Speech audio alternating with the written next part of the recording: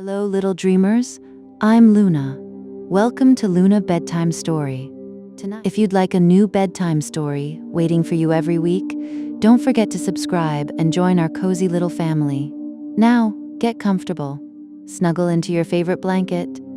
Let your shoulders relax. Close your eyes. Let's begin our story. The first thing they told Dr. Mira Sen about the village of Coldridge was that the road disappeared in winter.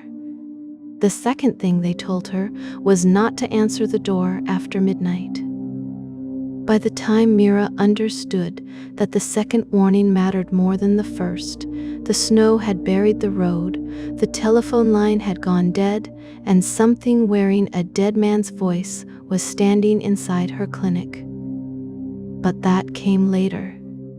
When Mira first arrived in Coldridge, she believed every frightening thing could be made smaller by giving it a sensible name. A movement in the dark was an animal. A figure glimpsed through falling snow was a tired traveler.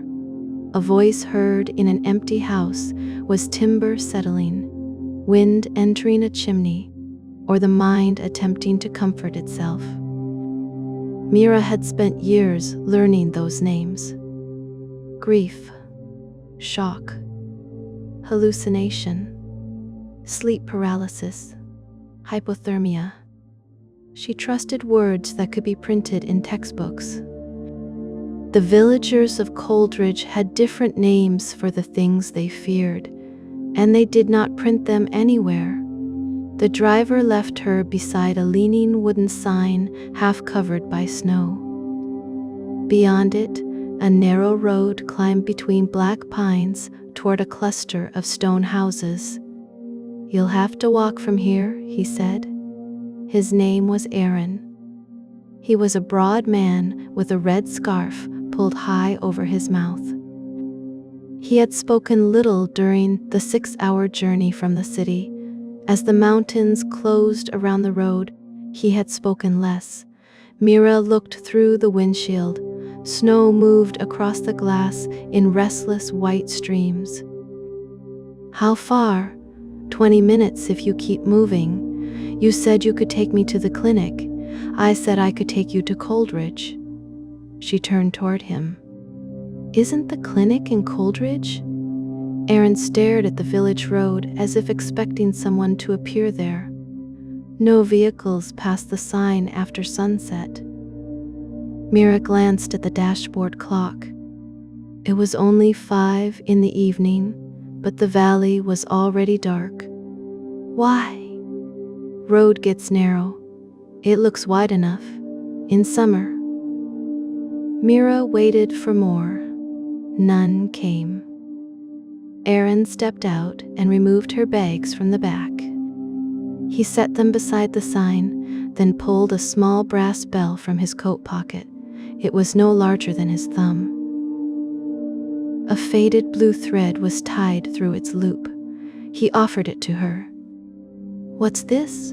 Hang it above the inside of your door." She smiled carefully. "For decoration?" Aaron did not smile. "If someone knocks after midnight, listen." The first knock comes from outside. Mira's hand stopped halfway toward the bell, and the second, Aaron placed it in her palm. "If there is a second knock, do not answer." Before she could ask what that meant, he returned to the truck. The engine started with a cough. Red taillights retreated down the mountain road and vanished behind the snow. Mira stood alone beside the sign. The bell felt strangely warm in her hand. She put it in her coat pocket, lifted her bags, and began walking. Coldridge appeared slowly through the storm. The first buildings were low stone houses with steep roofs and narrow windows. Orange firelight glowed behind curtains. Smoke rose from chimneys and flattened beneath the heavy sky. Mira passed a well, a closed bakery, and a shrine built into the hollow of an ancient tree. Strips of white cloth hung from its branches. They twisted in the wind like pale fingers. No one greeted her. She saw faces watching from windows, but each face moved away when she looked directly at it. The clinic stood near the center of the village. It was a 2-story building with whitewashed walls and a roof sagging beneath the snow. A wooden board above the entrance had once displayed a painted red cross. Most of the paint had peeled away. An old woman waited on the steps. She was wrapped in layers of gray wool, and her silver hair had been braided down her back. "You're late," she said. "I'm Dr. Sen, I know." The woman took one of Mira's bags without asking and carried it inside.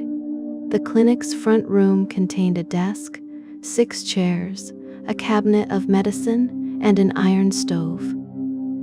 A narrow hallway led to 2 examination rooms. Wooden stairs climbed to the living quarters above. Everything smelled of smoke, dust, and something sharp underneath, like old vinegar. The woman placed the bag beside the desk. "My name is Nara. I keep the clinic clean, boil instruments, and tell doctors when they are being foolish." "That sounds useful." "It has not been useful enough." Mira took off her wet coat. "How long has the clinic been without a doctor?" 11 months. "What happened to the last one?" Nara looked toward the staircase. "He left. In the middle of winter, he did not enjoy the mountains." Mira thought of the driver refusing to cross the village boundary. "Does anyone?" Nara studied her for a moment, then approached the front door. A small brass hook had been fixed above it. From the hook hung a bell tied with faded green thread. Mira remembered the bell in her pocket. "Every house has one," Nara said. "What does it do?" "It tells us when a door has opened." I assumed doors did that themselves. Nara's expression remained serious. After midnight, a door may open without moving. Mira let out a quiet breath. She was tired, hungry, and in no mood for a village tradition designed to frighten strangers. "Nara, the driver told me something about knocking." "Then you have been warned. I would prefer an explanation." Explanations make people believe rules can be argued with. So there is a rule. There is always a rule. Nara reached up and touched the hanging bell. It gave a faint, delicate ring. "If someone knocks after midnight, wait. Do not speak. Do not ask who it is. Do not approach the door. And if they knock twice, then it is no longer at the door." Mira stared at her. Nara lowered her hand. "Do not answer the second knock. That is not an explanation. It is enough." Nara lit the stove, showed Mira where the food was kept, then prepared to leave. "You're not staying? My house is 3 doors away. If you need me, come before midnight." "And after midnight? Then you do not need anyone." Nara stepped outside. Before closing the door, she looked back at Mira. "Cover the mirror in your room before you sleep." Then she was gone. Mira locked the clinic door. She stood in the silent front room until the absurdity of the situation finally made her laugh. It was not a happy laugh. It was the sound exhaustion made when it needed somewhere to go. She hung Aaron's bell above the door beside Nara's. The 2 bells touched, producing a soft metallic note. "Now I am doubly protected," she whispered. Upstairs, Mira found a bedroom, a kitchen, and a small office filled with patient records. A narrow window looked over the village square. The bedroom mirror had already been covered with a brown cloth. Mira removed it. Her reflection appeared pale and tired. Dark hair stuck to her forehead. Snow had melted across the shoulders of her sweater. For a moment, she remembered another mirror in another room, a hospital restroom in the city. White lights, cold tiles. Her own face reflected above the sink as a nurse told her they had stopped searching the river. Mira turned away. Her younger brother, Ravi, had been missing for 2 years. The police called it an accident. His empty car had been found beside a mountain river, one door open, his phone lying on the driver's seat. They believed he had slipped on the bank and been swept away. No body was recovered. Her mother continued setting a place for him at dinner until the day she died. Mira had stopped setting places for anyone. She covered the mirror again. That night, she barely slept. The wind pressed against the clinic walls, branches scraped at the roof, pipes clicked as the building cooled. At some point, Mira woke, believing she had heard a bell. She sat up and listened. Nothing. Then came a faint sound from below, a single knock. Mira glanced at the clock. 12:17. She remained in bed. Another sound followed, but it was only snow sliding from the roof. She waited for the second knock. It did not come. By morning, Mira was embarrassed by how long she had remained awake. Her first patient arrived shortly after sunrise. His name was Davin Rusk, a woodcutter in his late 60s. Nara helped him into the examination room. He was sweating despite the cold, and every breath rattled deep inside his chest. Mira listened to his lungs. "How long has he been coughing?" "5 days, Nara said. Davin shook his head. 3, 5, Nara repeated. Mira checked his temperature and oxygen level. Both worried her. "You have a serious infection," she told him. "You should have come sooner." Davin looked toward the window. "Couldn't leave home. Why not?" Someone was outside. Nara's eyes narrowed. Mira set down the thermometer. "For 5 days? Only at night." "But once they know where you live, they remember the road." Davin's hands trembled. Mira noticed dark circles beneath his eyes. He had probably gone days without proper sleep. Fever could do ugly things to the mind, especially in isolation. "Who was outside?" "My wife." Nara touched the white cloth hanging from her neck. Mira asked, "Where is she now?" Davin looked at her. "Buried behind the chapel." Mira gave him antibiotics, fluids, and a bed in the clinic's second examination room. By afternoon, his breathing had worsened. Snow continued falling. A boy arrived with a cut hand. Then a woman came with a swollen ankle. An older man needed his blood pressure medication adjusted.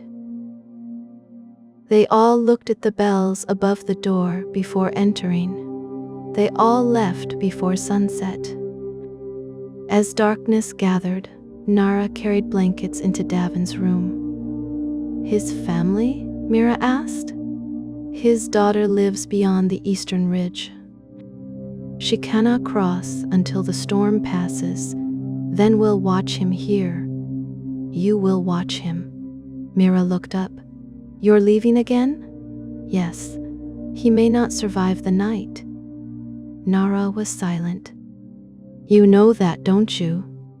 "Yes." "Then stay. I might need help." Nara's gaze shifted toward Davin's closed door. I will not be in this clinic if he dies after midnight." Mira folded her arms. "Why?" "Because the dead become confused in storms, Nara. They lose the paths they knew while living. They find roads they should not find. He is still alive. For now." Mira lowered her voice. "I need you to stop frightening people with these stories. Davin is sick and disoriented. If he hears you talking like this, it could make his condition worse." Nara's face hardened. "You think we tell these stories because we are frightened. We tell them so we remember what to do while frightened." Mira opened her mouth, but Nara continued. "The first winter after I married, my husband heard his mother knocking. She had been dead for 6 years. He answered because she was crying. What happened? He opened the door. And I spent the rest of the night listening to him call my name from every room in the house." Mira felt a coldness move across her back. Nara stepped closer. His body was still standing beside me. Neither of them spoke. Then Davin coughed from the examination room, a deep, wet sound. Nara collected her coat. "Keep the doors locked. If he dies, cover his face. If someone knocks, remember the rule." She left before Mira could stop her. The storm intensified.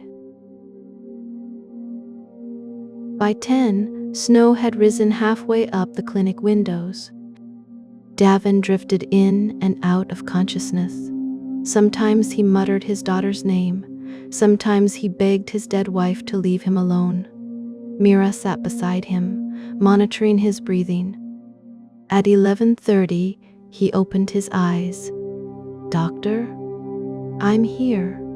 "She has come." "No one is here, Davin." He lifted one shaking finger and pointed toward the ceiling. "She walks above us." Mira listened. The upstairs rooms were silent. "Your fever is very high. Try to rest." First, she stands at the door. Then she stands behind your eyes. "Davin, don't let her knock." His breathing caught. Mira adjusted his oxygen and told him to stay calm. His pulse was weakening. She considered transferring him, but there was nowhere to transfer him to. The road was gone beneath the snow, and the clinic's telephone produced only silence. At 11:58, Davin stopped breathing. Mira began chest compressions. She counted aloud, forcing herself to remain steady. At midnight, the lights flickered. At 12:03, after every attempt had failed, Mira sat back. Davin Rusk was dead. She remained beside the bed, listening to the storm. There was an old familiarity to the stillness that followed death. Hospitals tried to hide it beneath machines, curtains, and practiced movements. But in the clinic, there was nothing to hide behind. Mira closed Davin's eyes. Then she remembered Nara's instruction and covered his face with the sheet. She washed her hands, wrote down the time of death, and returned to the front room. The bells above the door were motionless. Mira sat at the desk. She told herself she would wait until dawn, then notify Davin's daughter. There was nothing more she could do. At 12:41, someone knocked. Not loudly, just one careful tap against the front door. Mira stopped writing. The wind had quieted. Snow still fell, but the violent force of the storm had passed. Another minute went by. Mira looked at the clock. The knock came again. This time, 3 soft taps. "Mira?" Her pen slipped from her fingers. The voice came from the other side of the door. It was Ravi. "Mira, open the door." She could not breathe. No one in Coldridge knew Ravi's name. Mira had not spoken of him to Nara or the driver. She had not written it in the records. "Mira, please. It's freezing." She stood. Every rational thought left her at once. For 2 years, she had imagined hearing his voice again. She had dreamed about telephone calls in the middle of the night. She had turned in crowded places because a stranger laughed like him. Now he was outside. "Mira, I found the road." She crossed half the room before noticing the bells. They had not moved. She stopped. The voice continued. "I know you're in there." Mira stared at the door. "Ravi?" The moment she spoke, both bells rang. Not because the door had opened, not because the wind had touched them. They rang once, sharply, as if something invisible had struck them. Mira covered her mouth. Outside, Ravi became silent. Then a single knock sounded from Davin's examination room. Mira turned. The door at the end of the hallway stood slightly open. She had closed it. From inside came Davin's voice. "Doctor?" Mira could hear the blind fear in it. "She's here." The bed springs creaked. The examination room door opened another inch. Mira remembered the rule. If there is a second knock, it is no longer at the door. "Do not answer." She backed toward the stairs. Davin spoke again. "Doctor, I think someone is under the bed." Mira knew Davin was dead. She had covered his face herself. But knowing something and believing it were not always the same. A hand appeared around the edge of the examination room door. The fingers were gray. They curled slowly around the wood. Mira ran upstairs. She locked the bedroom door, pushed a chair beneath the handle, and sat against the wall with both hands pressed over her mouth. No footsteps followed. For several minutes, nothing happened. Then the clinic's front bell rang. The sound floated up the stairs. A moment later, someone began walking through the room below. The steps were slow and uneven. One foot dragged slightly behind the other. Davin had walked that way when Nara brought him in. The steps reached the bottom of the stairs. Wood creaked. One step, then another. Mira looked around for somewhere to hide. The room contained the bed, the covered mirror, a wardrobe, and a narrow window sealed by snow. The footsteps continued upward, halfway, closer. Then they stopped. Silence filled the house. Mira waited. A soft knock came from the bedroom door. "Mira?" Ravi whispered. She squeezed her eyes shut. "It's me." The door handle moved. The chair held it in place. "Mira, I'm sorry." Her throat tightened. "It wasn't an accident," the voice said. "I didn't fall into the river." Mira opened her eyes. The covered mirror stood across from her. "I left because of what you said." She remembered the last conversation they had shared. Ravi had called her from his car. Their mother was ill, and he wanted help moving her into assisted care. Mira had been working a double shift. She was exhausted. "You always run when things become difficult," she had told him. "Maybe we would all be better off if you kept running." He disappeared that night.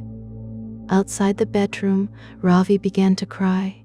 Mira's body moved before her thoughts did. She reached for the chair. Then 2 words returned to her. Second knock. She pulled her hand away. The crying stopped instantly.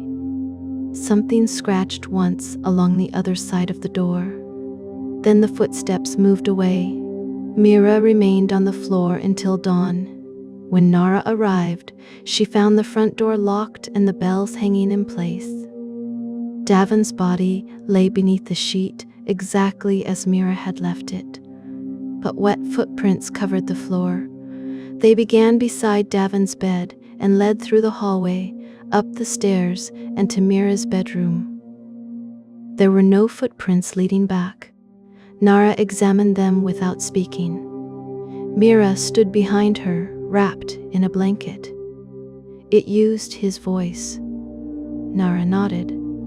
"And my brothers?" Nara looked at her. "Your brother is dead? I don't know." "That can be worse." Mira's voice shook. "What was in this clinic?" "Not in the clinic. In the valley." "That tells me nothing. It tells you where it belongs." Mira grabbed Nara's arm. "No more rules without explanations. No more stories. Tell me what happened here." Nara looked down at Mira's hand until she released her.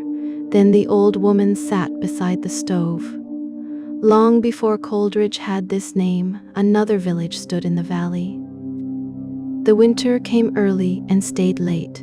Snow covered the mountain paths. The people ate their animals, then the bark from the trees, then leather boiled in water. Mira remained standing. One family had food hidden beneath their floor. When the others learned of it, they went to the house after midnight. They knocked and begged to be allowed inside. The family refused. Nara stared at the fire. The starving villagers knocked again. Then they became quiet. By morning, every person inside the house was dead. Their bodies were seated around the table. Their bowls were full, but the food had turned black. What killed them? No one knew. The survivors abandoned the valley. Years later, their children returned and built Coldridge. But every winter, voices came to the doors. Nara lifted her gaze. Sometimes the voices belonged to the dead. Sometimes they belonged to people who were still living. The villagers learned that the first knock was a request. The second knock was an arrival. An arrival from where? We never asked. And you believe bells protect you? No. Bells warn us when we make a mistake. Mira sat across from her. Why did the voice come here? Davin heard his wife. He brought her attention to the clinic. And Ravi? It searches the mind of the person who listens.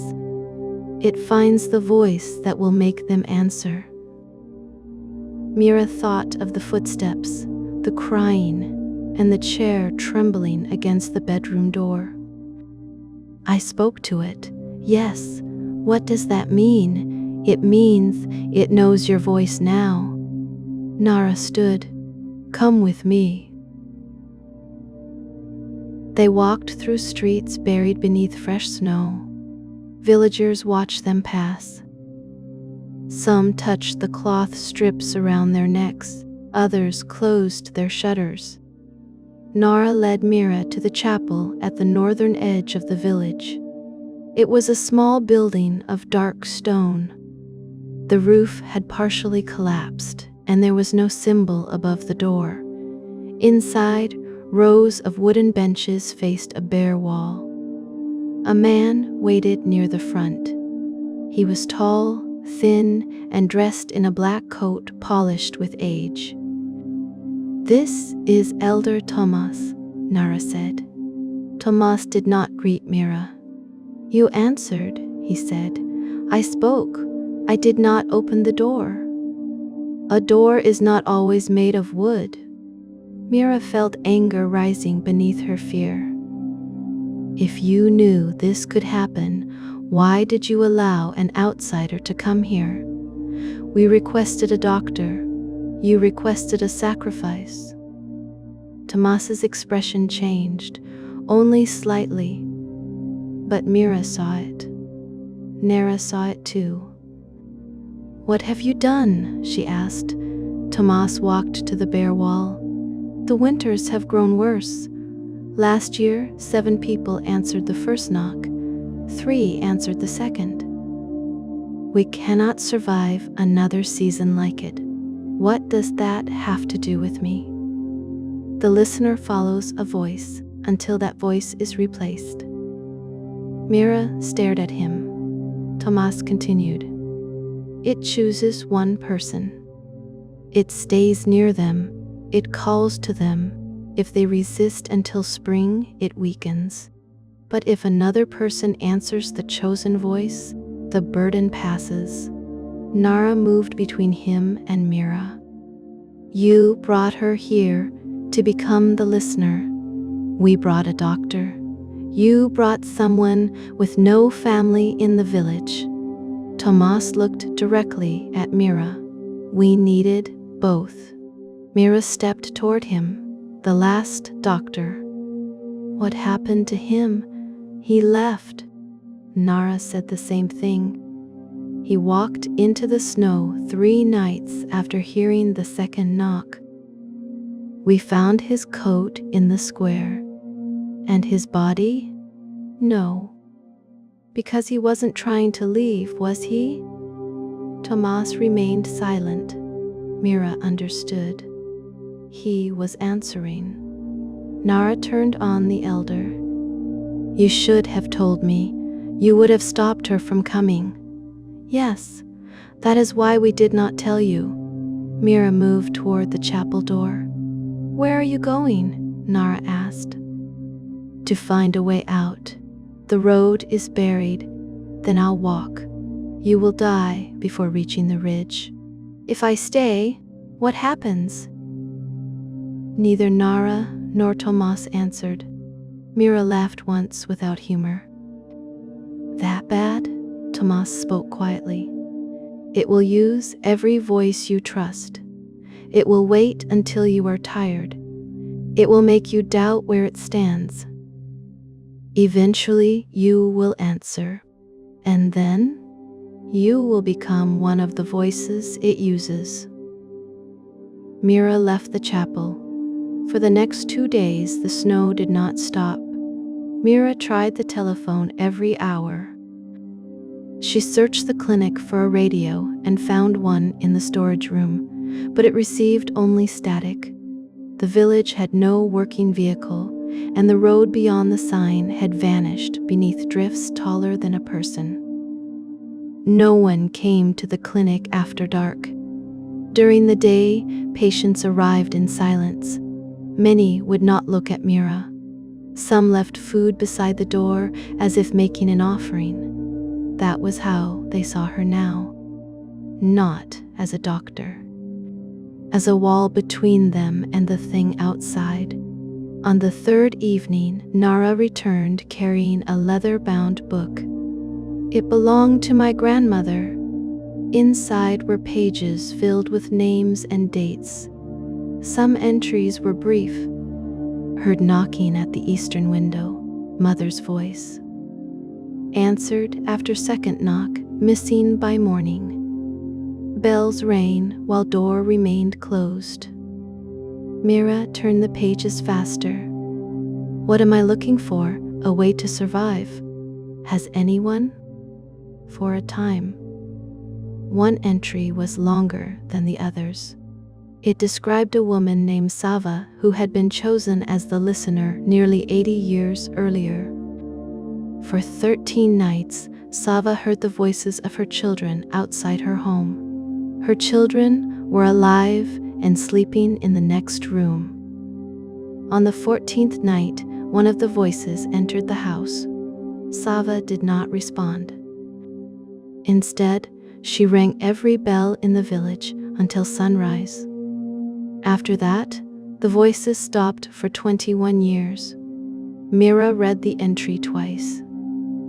What did the bells do? No one knows. Tomas said, they only warn you. Tomas says what helps Tomas remain elder.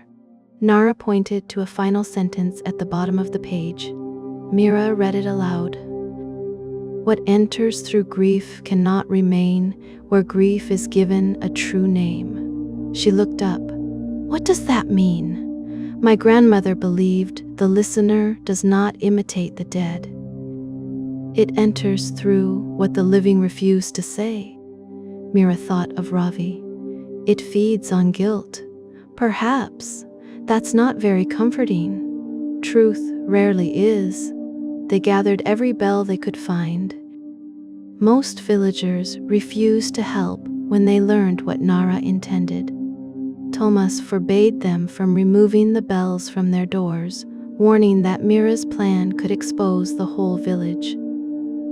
But some came quietly. A mother whose child had answered a voice the previous winter. A man who had spent 10 years hearing his dead sister outside his window. Davin's daughter, who arrived from the eastern ridge just in time to bury her father. By sunset, they had collected 43 bells. They hung them throughout the clinic, above doors, along windows. From shelves and ceiling beams, Mira tied several around her wrists. The bells made soft sounds whenever she moved. Nara stood at the entrance. I will stay tonight. No. You asked me to stay with Davin, and you were smart enough to refuse. You should not be alone. That may not be your decision. Mira looked at the old woman. If it uses my voice, you cannot answer me. Nara's face tightened. You believe it will? It learns every voice that listens. Mira closed the clinic door between them. Nara remained outside for a moment. Then she said, Give your grief its true name. Mira locked the door. Night settled over Coldridge. At first, the bells moved only when the wind pressed against the building. Mira sat in the front room with the leather book beside her. A lantern burned on the desk. She had covered every mirror and opened every interior door so nothing could hide behind them. At 11, the radio in the storage room turned on. Static filled the clinic. Mira did not move. A voice emerged beneath the static. Her mother was singing. It was a song from Mira's childhood, a soft melody without words. Her mother used to hum it while cooking. Mira entered the storage room. The radio sat on a high shelf. Its power cord lay on the floor. The singing stopped. Mira, her mother said. Mira reached for the radio, then pulled her hand back. You left me alone, the voice said. Mira remained silent. I waited for you to visit. The radio crackled. I died wondering why my daughter did not love me. Mira picked up the radio and threw it against the wall. It broke apart. Her mother's voice continued from the empty shelf. At least Ravi stayed with me. The lantern went out. Every bell in the clinic rang at once. Mira stood in darkness. From above came a single knock. Not at the front door, not at a window. It came from the ceiling. Dust fell into her hair. A second knock sounded beneath the floor. The bells stopped. Mira, Ravi said behind her. She turned. A shape stood at the end of the hallway. There was not enough light to see its face, but she knew the curve of its shoulders. Ravi had always leaned slightly to one side after breaking his collarbone as a child. Mira, don't be afraid. She backed away. The shape moved closer. You wanted to know what happened to me. Mira's lips pressed together. I can show you. It stepped into the weak light from the window. Ravi's face appeared. He looked exactly as he had 2 years earlier. Dark curls, a narrow scar beside his left eyebrow, the green coat he had been wearing on the day he disappeared. Snow covered his shoulders. Water dripped from his fingers. "I didn't fall," he said. "I heard someone calling from the river." Mira's heart pounded so violently that her vision blurred.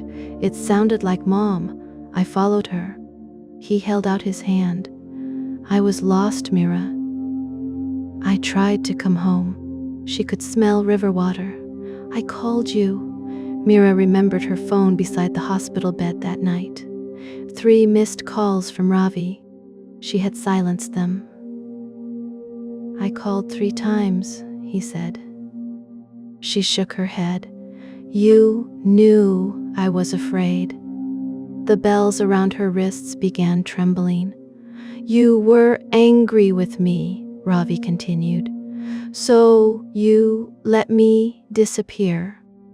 Mira's chest tightened. The figure came closer. "If you had answered, I would still be alive." "That isn't true." The words escaped before she could stop them. Ravi smiled. Every door in the clinic slammed shut. The figure's face changed. Its smile became too wide, stretching until the corners of its mouth split. Darkness moved inside it, deeper than any throat. "You answered," it whispered.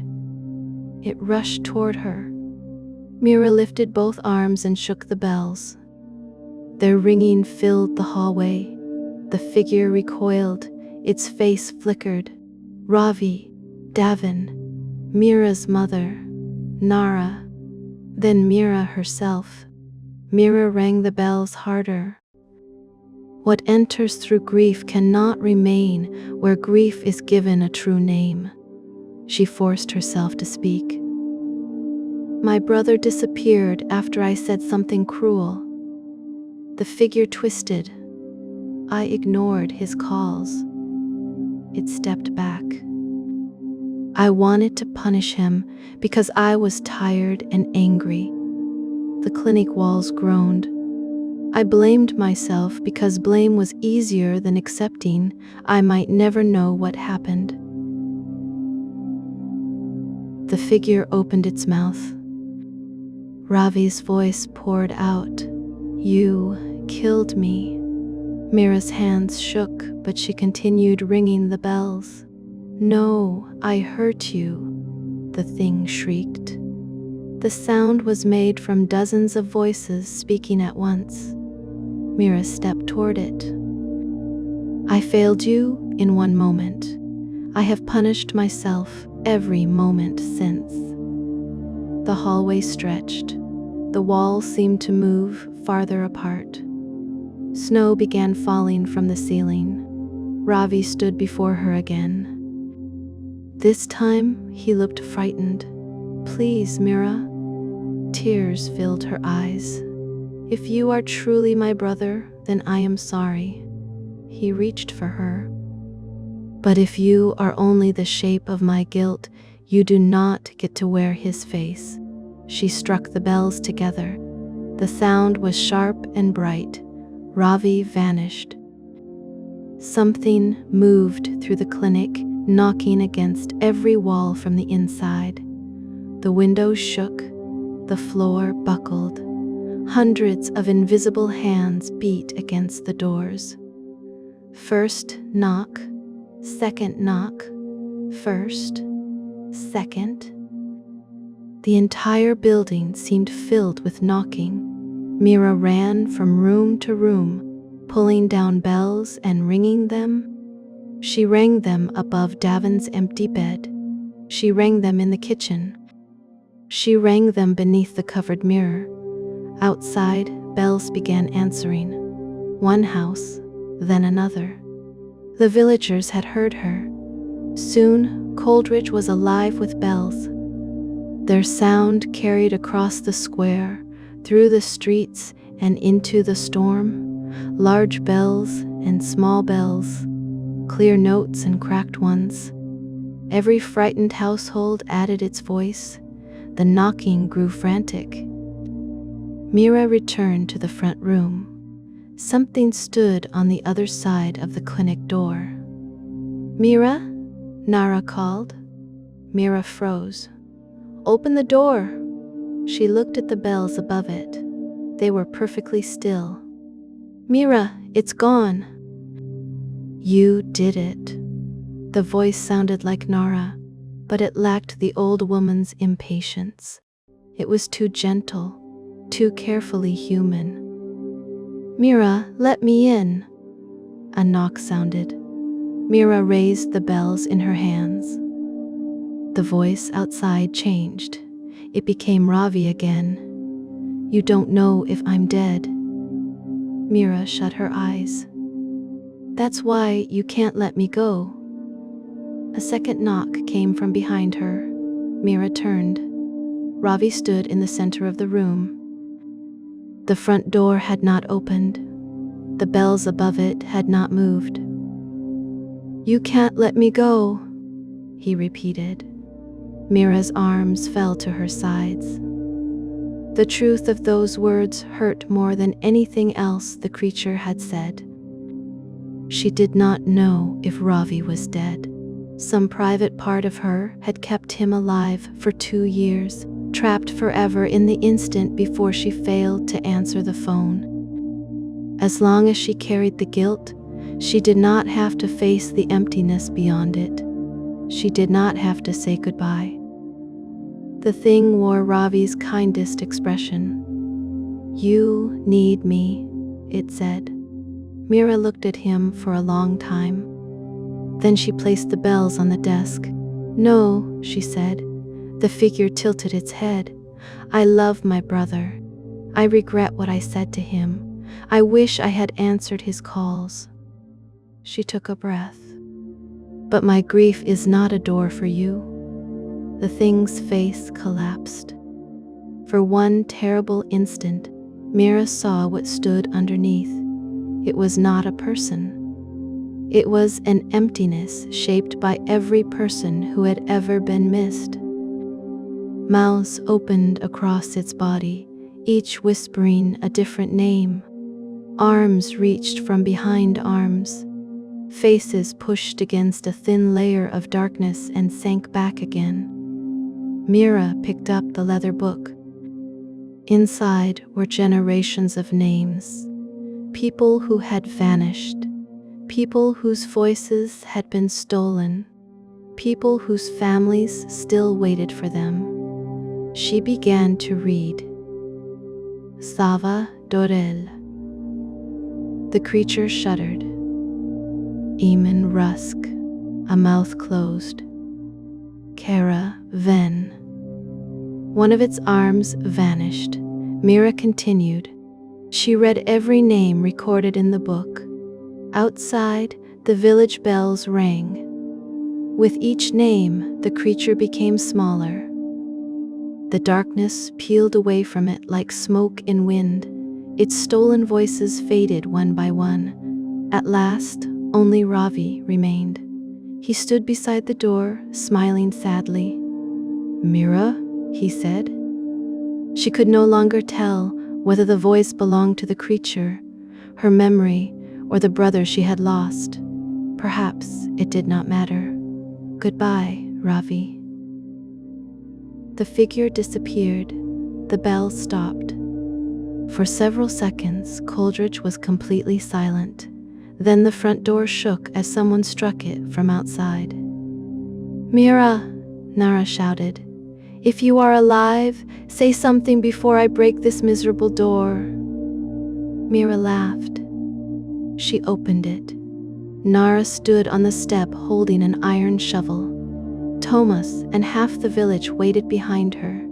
Morning light was appearing above the mountains. Mira stepped out into the snow. For the first time since she had arrived, the valley did not feel as if it were listening. The storm ended that day. By afternoon, sunlight reached the village roofs.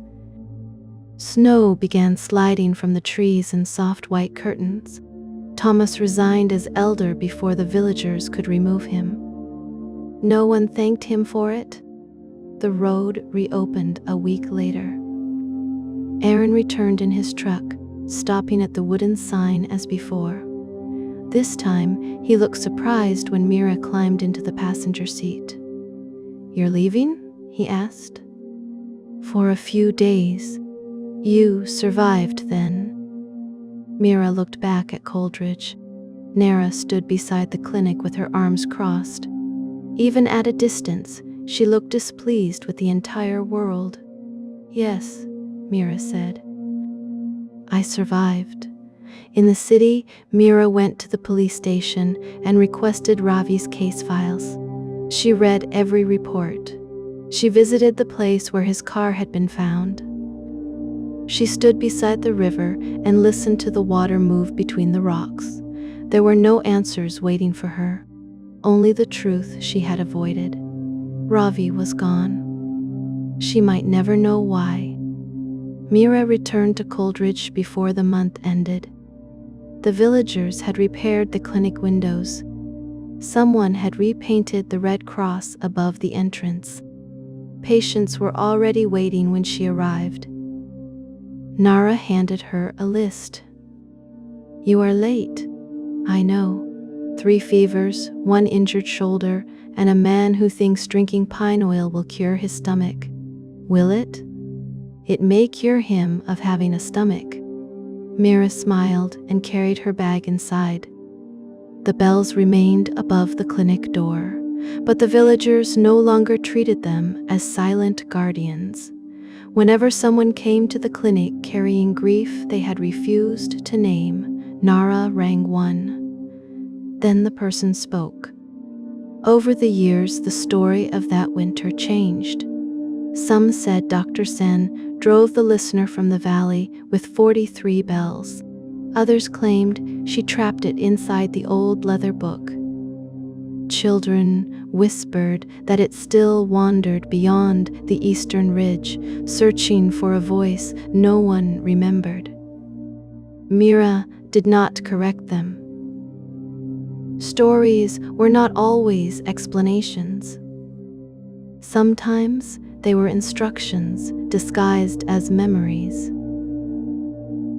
Years later, during another fierce winter, a young traveler became stranded near Coldridge. He reached the clinic after sunset, half frozen and barely conscious. Mira treated his hands and gave him a bed near the stove.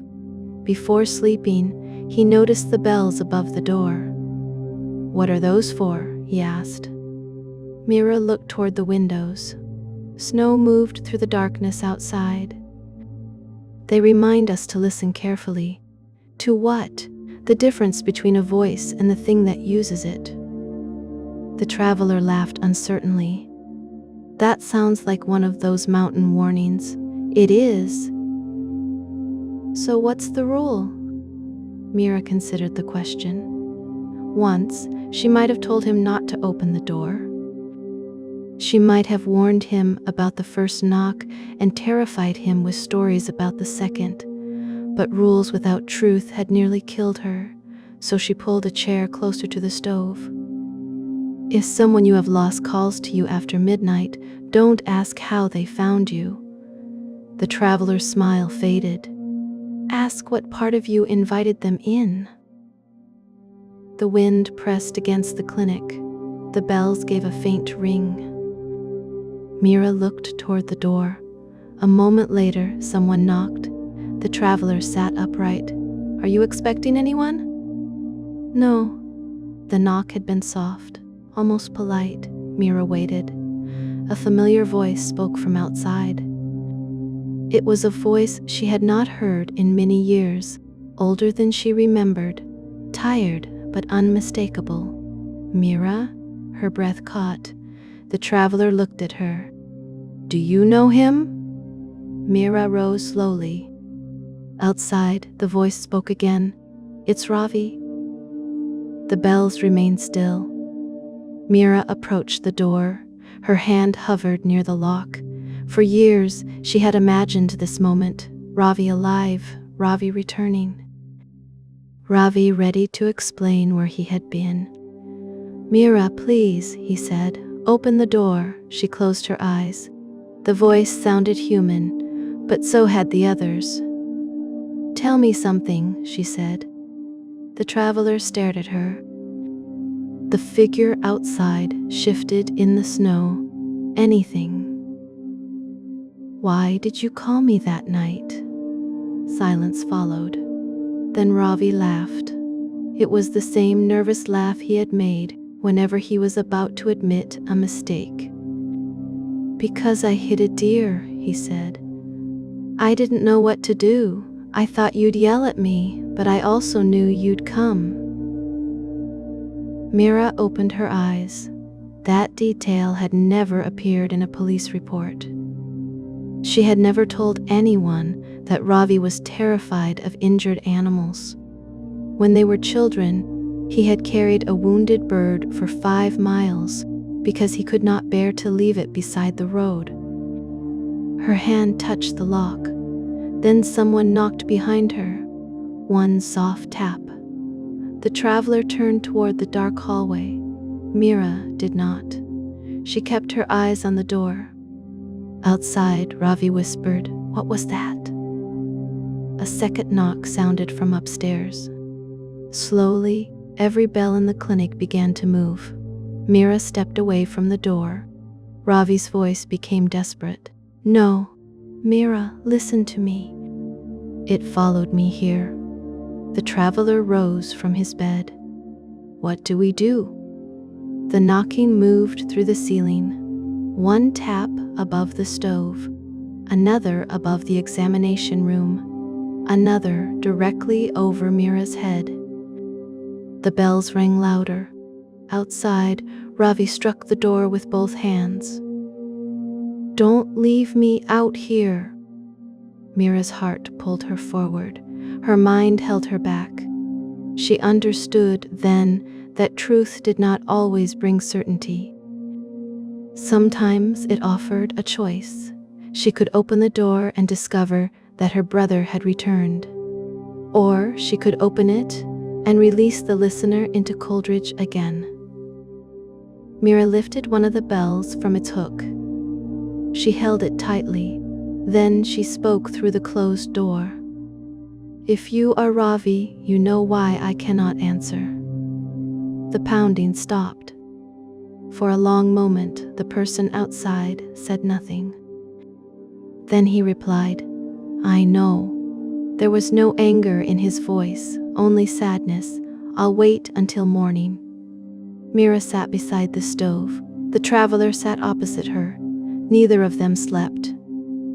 All night, the knocking moved through the clinic. Sometimes it came from the walls, sometimes from beneath the floor. Once, it came from inside the iron stove, though the fire continued burning. Ravi remained outside. He did not knock again. Just before dawn, the sounds inside the clinic faded. The bells became still. Gray light entered through the windows. Mira unlocked the door. A man sat on the steps, wrapped in a green coat. His hair had turned gray at the temples. A scar remained beside his left eyebrow. His hands were red from the cold. He looked up at her. For several seconds, neither of them spoke. Then the man smiled. "You took your time." Mira fell to her knees and embraced him. Ravi held her as snow drifted around them. Behind Mira, the traveler began to laugh with relief. Nara arrived carrying a shovel and stopped in the road.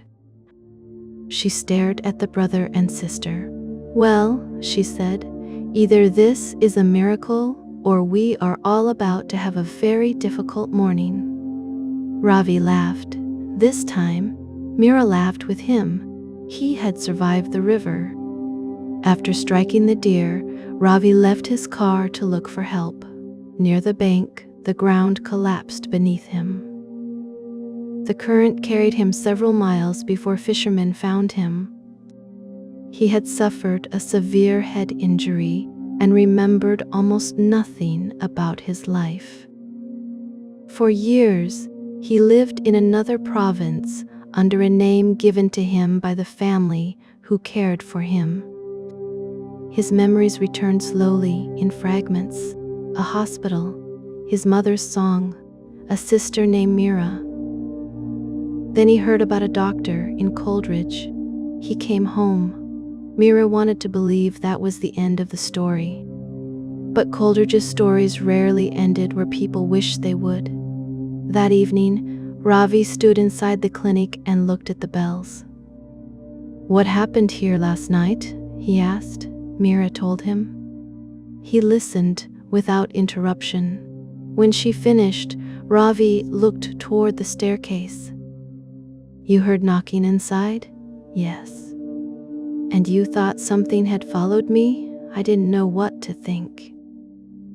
Ravi reached into his coat pocket. "I found this outside the clinic after sunrise." He placed a small brass bell on the table. A faded blue thread was tied through its loop. Mira recognized it. It was the bell Aaron had given her on the day she first arrived. She had lost it during the night. She drove the listener from the clinic. Mira picked it up. The metal felt warm. "Where exactly did you find it?" Ravi pointed toward the hallway. "Not outside the front door." A cold heaviness entered Mira's stomach. "Where?" "Beneath the upstairs window."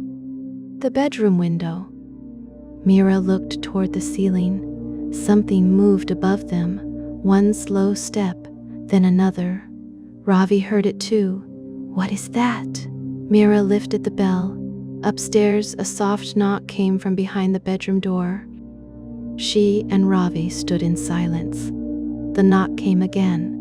This time, a woman's voice spoke, their mother's voice. "My children," it whispered, "you finally came home." Ravi turned pale. Mira closed her hand around the bell. It had not followed him into the village. It had waited inside the clinic.